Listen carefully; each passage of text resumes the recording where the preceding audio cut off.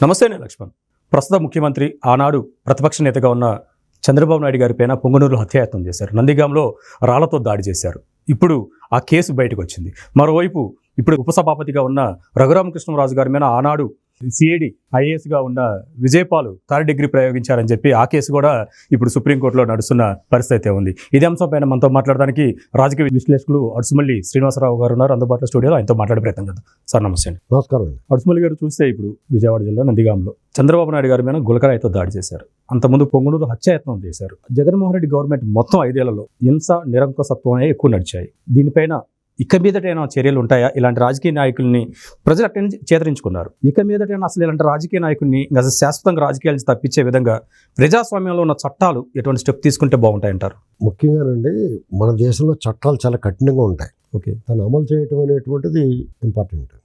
ఈ ప్రపంచంలో అన్ని దేశాల కంటే కఠినమైన చట్టాలు ఉన్నాయి. అంటే పీకి నరికేమని అనరు, కానీ చట్టాలు అయితే కఠినంగా ఉంటాయి. చట్ట ప్రకారం వెళ్ళినా కానీ శిక్ష కఠినంగా వేయచ్చు. అది కొంచెం ఆలస్యం అవుతూ ఉంటుంది. అమలు చేసేవాళ్ళు కొన్ని అలసత్వం ఉంటుంది. ఇక మీరు చెప్పిన విధంగా వస్తే, ఒకటి చంద్రబాబు నాయుడు గారి మీద బాదురే కార్యక్రమంలో కానీ, ప్రాజెక్టుల సందర్భంగా చేసుకున్న పర్యటనలో కానీ సిరీస్ ఆఫ్ ఇన్సిడెంట్స్ జరిగింది. చంద్రబాబు నాయుడు గారిని వాళ్ళు ఒక రకంగా మీడియాలో వార్నింగ్లు కూడా ఇచ్చారు. మీరు తలుచుకుంటే నీ పని నిన్ను ఎంతసేపు లేపేస్తాం అన్నట్టుగా కూడా మాట్లాడారు. చూసాం. అవునండి, మాట్లాడారు. అదేవిధంగా వాళ్ళ ప్రవర్తన కూడా ఉందంటే, మొదట్లో ఎయిర్పోర్ట్లో నిర్బంధించడం, ఆయన గేట్లకు తాళ్ళు కట్టడం, ఆయన పర్యటనకు ఆటంకాలు కలిగించడం చేశారు. తర్వాత నెక్స్ట్ స్టేజ్లో అనపర్తిలో కానీ, నందిగామలో కానీ, అంగళ్ళలో కానీ, ఎర్రగొండపాలెంలో కానీ ఆయన మీద రాళ్ల దాడి ఒక రకంగా చేశారు. అంటే ప్రమాదకరమైన ఒక ఎన్ఎస్జీ ప్రొటెక్టీకి ఆ రకంగా చేస్తున్నారు. అప్పుడు పోలీసులు యంత్రాంగం అంతా కూడా చేష్టలుడికి కూర్చున్నారు. అవును, వాస్తవం. నిష్క్రియాపరత్వంగా ఉన్నారు. పైగా ఆ దాడుల్ని వాటిని సమర్థించారు, లేదా అక్కడ ఏమీ జరగలేదన్నట్టుగా నిందితుల పక్షాన్ని మాట్లాడారు. క్రాంతి రాణా టాటా కానీ, సమాంగ్, ఇలాంటి వాళ్ళంతా, నిశాంత్ రెడ్డి ఒకడు ఆయన ఉన్నారు ఎస్పీగా, ఆయన, ఇలాంటి వాళ్ళంతా ఇది ఇప్పుడు దాన్ని వాళ్ళు అనుభవిస్తారు. ఇప్పుడు నెక్స్ట్ 1 by 1 వస్తారు. నందిగాంలో జరిగిన ఇష్యూకి వచ్చినప్పటికీ అది బయటకు వచ్చింది. ఇప్పుడు మొండితోక అరుణ్ కుమార్ ఎమ్మెల్సీ, మాజీ ఎమ్మెల్యే మొండితోక జగన్మోహన్, వీళ్ళు ఎలా చేద్దాం, ఏం చేద్దాం, ఏంటని ప్లాన్ చేసుకున్న విషయం కొంతమంది పట్టుబడిన వాళ్ళు విచారణలో భాగంగా వాళ్ళకి అన్నీ వచ్చినాయి. ఇప్పుడు వీళ్ళ మెడకు చుట్టుకుంది.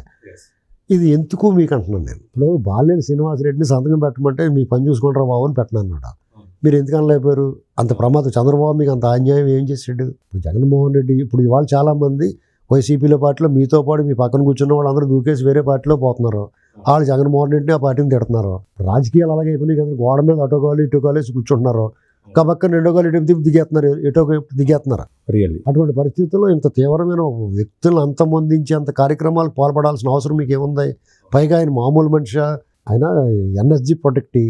మీరు ఆయన మీద రాళ్ళ దాడి చేసి ఏం చేద్దామంటే కాల్చిపడితే ఎవరు నష్టపోతారో? ప్రజలు కదా పోతారు అక్కడ ఉన్నవాళ్ళు.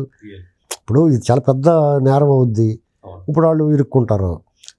అదే రకంగా రఘురామకృష్ణరాజు గారు ఉన్నారు. ఆయన మీద జగన్మోహన్ రెడ్డి గారు, సిఐడి చీఫ్ సునీల్ కుమార్, వాళ్ళన్న సిఐడి చీఫ్ విజయపాల్, వీళ్ళు ఏం చేశారు? అత్యంత దుర్మార్గంగా ఆ కార్యక్రమాన్ని నేతృత్వం వహించింది విజయపాల్. ఆయన ఇంటికి వచ్చి ఆయన బర్త్డే రోజుని కనీసం నోటీస్ ఇవ్వకుండా నోటీస్ గోడలు కంటించేసి, తర్వాత ఈయన అరెస్ట్ చేసిన తర్వాత అంటించి కారులోకి దారుణంగా తీసుకెళ్ళి రాంగ్ హ్యాండ్లింగ్ చేశారు. ఎక్కించుకునేటప్పుడే అక్కడ తీసుకెళ్ళాక ఒక ఎంపీని, భారత పార్లమెంటు సభ్యుడిని, సాక్షాత్తు ప్రధానమంత్రి గారి సహచరుణ్ణి మీరు ఏ రకంగా హింసించారు? ఎంత దారుణంగా వ్యవహరించారు? ఆయన చంపేయడానికి చూశారని చెప్పేసి ఆయన చెప్పుకున్నాడు బయట. ఇది ఇలాంటి కస్టోడియల్ వైలెన్స్ పెట్టి మీకు ఎవడు కాపాడుతాడు? ఇప్పుడు జగన్మోహన్ రెడ్డి అది దిక్కులేదు. అది అతని పరిస్థితి అతను అగమ్యగోచరంగా ఉంది. ఏం చేయాలి అర్థం అవట్లేదు. పిచ్చోళ్ళ తిరుగుతున్నాడు. మిమ్మల్ని ఎవడు కాపాడుతాడు? ఇప్పుడు సుప్రీంకోర్టుకి వెళ్ళాడు ఆయన విజయపాల్. అంత సుప్రీంకోర్టు మీరు వెళ్ళగలరా? సామాన్యుడు ఒక ఉద్యోగస్తులు ఎవరిని వెళ్ళగలరా? అంత డబ్బు నీకు ఎక్కడి నుంచి వచ్చిందని సుప్రీంకోర్టు న్యాయమూర్తులు ఆశ్చర్యపోతున్నారు. ఇంత పెద్ద పెద్ద లాయర్లు ఎలా పెట్టుకుంటామో బాబు నువ్వు అని. అవును, రియల్లీ వాస్తవం. ఆ విషయం మను సింగ్వి వాదిస్తున్నాడు అతని మీద. ఆ నిమిషాలలో గంటల లెక్కన తీసి లాగేస్తారు డబ్బు వాదించాలంటే. ఇప్పుడే సుప్రీంకోర్టుకి వెళ్ళి పని చూసుకో డిస్మిస్ చేశారు పిటిషను. అతనికి ఇప్పుడు అరెస్ట్ తప్పదు. అరెస్ట్లో తెలవదు, గుర్తులేదు, తెలియదు అంటే కుదరరు. 2 పీకి చెప్పిస్తారు. మీకు పోలీస్ కమిషనర్ 30 ఏళ్ల క్రితం సురేష్ గోపి సినిమా వచ్చింది. నేను సినిమాని ఎందుకు చెప్తానంటే అది కల్పిత కథ అయినా సరే truth is stranger than fiction. మీకు దానికన్నా దారుణంగా ఉంటుంది లోపల వాస్తవ పరిస్థితులు. 2 పీకితే నిజం చెప్తాడు. ఎవరికొని చెప్తాడు? ఎవరు చేయమన్నారో, ఈ కొడతాన్ని ఎవరు చూసారో ఇదంతా మొత్తం పోసుకొచ్చినట్టు చెప్తాడు. వీళ్ళందరూ జైల్లో పోవాలా? ఒక ఎంపీని చేశారు, లోక్సభ స్పీకర్ గారు దాన్ని యాక్షన్ తీసుకోలేదు. ఏదో రోజు న్యాయం అనేటువంటిది కళ్ళ గంతలు కట్టారు కానీ క్రియాశీలంగా పని చేయకుండా ఆపలేరు కదా. ఈ మూల దాక్కున్న కానూనుక హాత్ బహుతుల అమ్మాయిని అందుకుని అంటారు, కొంచెం లేట్ అవుద్ది. ఆ పొడుగ్గా ఉండటం వల్ల అక్కడికి వెళ్ళి పట్టుకునేటానికి ఇప్పుడు లేట్ అవ్వచ్చేమో, కానీ న్యాయం అయితే జరుగుద్ది. ఇప్పటికే మనం చూసుకుంటే వాళ్ళ సోషల్ మీడియా కార్యకర్తలు ఎవరైతే అగ్రెసివ్గా ఉన్నారో, వర్రా కానీ మొన్న పోసాని కూడా ఆయన క్షమాపణ చెప్పు. ఇప్పుడు రామ్ గోపాల్ వర్మ ఇంటికి పోలీసులు వెళ్ళారు, ఒంగోలు పోలీసులు, నడబ్బాయి అంటారు. ఇప్పుడు వీళ్ళు పరువు పోతే తన్నులు తింటారు, అసలు టార్చర్ అనిపిస్తారు. కాదండి, అప్పుడు ఆ గవర్నమెంట్లో ఎంతో అగ్రెసివ్గా మాట్లాడారు, అసలు నోటికి ఏదో వస్తుంది మాట్లాడారు. అన్పార్లమెంట్ అసలు టీవీలు పెట్టి చూడాలంటేనే ఆడవాళ్ళ చెవులు మూసుకున్న పరిస్థితి. అటువంటి సిచ్యువేషన్లో అసలు అట్లా మాట్లాడి ఇప్పుడు మళ్ళీ నమస్కారం పెడితే క్షమించాలంటారా? కదండి, మీరు కఠినంగా మాట్లాడడానికి తెలుగు భాషలో అనేక పదాలు ఉన్నాయి. బూతులు తిట్టి ఇంట్లో ఆడవాళ్ళని ఇప్పుడు సిగ్గు లేకుండా ఆడవాళ్ళ మీద నీకు దమ్ము ఉంటే నీ మీద, నీకు ఎవడి మీద కోపం ఉంటే ఆడి మీద నువ్వు విమర్శ చేయి. వాళ్ళు తప్పు చేసిన తప్పు నువ్వు తప్పు చేసావని చెప్పు. ఏమి మాట్లాడితే మేము 4.5 ఏళ్ళ నుంచి మాట్లాడుతున్నాం. జగన్మోహన్ రెడ్డిని ప్రతి అంశాన్ని విమర్శించాం, కఠినంగా విమర్శించాం, కఠిన పదజాలం వాడాం. కానీ బూతులు మాట్లాడాల్సిన అవసరం మనకేంటి? ఇప్పుడు వీళ్ళు అలా విమర్శించవచ్చు, అంతేగాని సినిమాలు తీసి మార్పింగులు చేసి వాళ్ళు అవమానించి వ్యక్తిత్వ హననం చేసి 4 పెళ్ళిళ్ళ గురించి ఇలా వ్యక్తిగత జీవితాల లోపలికి వెళ్ళి కుటుంబంలోకి వెళ్ళి ఆ స్త్రీలను అవమానించి పచ్చి జుగుప్సాకరమైన భాష మాట్లాడి చేయాల్సిన అవసరం నీకేమొచ్చింది? ఇలాంటి పరిస్థితుల్లో వీళ్ళందరూ శిక్షార్హులే, ఎవడో తప్పించుకోలేడు. కాబట్టి ఇప్పటికైనా సరే ఒళ్ళు దగ్గర పెట్టుకుని పయ్యోడు ఏదో చెప్పాడు కదా అని చెప్పేసి మీరు ఇష్టమైనట్టు చేస్తే రేపొద్దున మీ సఫర్ అయ్యేది మీ కుటుంబం.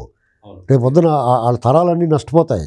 జగన్మోహన్ రెడ్డి ఏముందండి, శుభ్రంగా జైల్లో పోతాడో, ఆ డబ్బు ఉందో ఖర్చు పెట్టుకుంటాడో, అందంగా రాచమర్యాదలు ఉంటాయి వాళ్ళకి. వీళ్ళు తీసుకెళ్ళి అన్నమాను సెల్యులర్ జైల్లో బ్రిటిష్ వాళ్ళు ఉన్నప్పుడు జైల్లో పడేస్తే తప్ప ఇప్పుడు వాళ్ళకి అన్నీ బాగా జరుగుతాయి. ఎవరికి కావాల్సింది వాడు పొట్టలు అందేసుకుంటారో, వాళ్ళు పని చేసి పెట్టేస్తారు. మిమ్మల్ని ఎవడు కాపాడతాడో? మిమ్మల్ని ఎవడ కాపాడలేడు. మీ ఆస్తులు కూడా సీజ్ చేస్తారు. ఇప్పుడు ఎవడ తప్పించుకోలేడండి. కదా ఒళ్ళు దగ్గర పెట్టుకుని పని చేయాలని చెప్పేసుకో. అవును, అది మొత్తానికైతే ఏదైనా మాట్లాడేటప్పుడు సోషల్ మీడియాలో కానీ ఏదైనా రాజకీయం చేసేటప్పుడు కొంచెం హుందాగా నడుచుకుంటే ఉంటుంది. లేదు అంటే జైల్లో ఓసలు లెక్క పెట్టుకుంటూ జీవితకాలం గడపాలని చెప్పి చర్చ ద్వారా అర్థమవుతుంది. మరొక అంశంతో మళ్ళీ కలుద్దాం.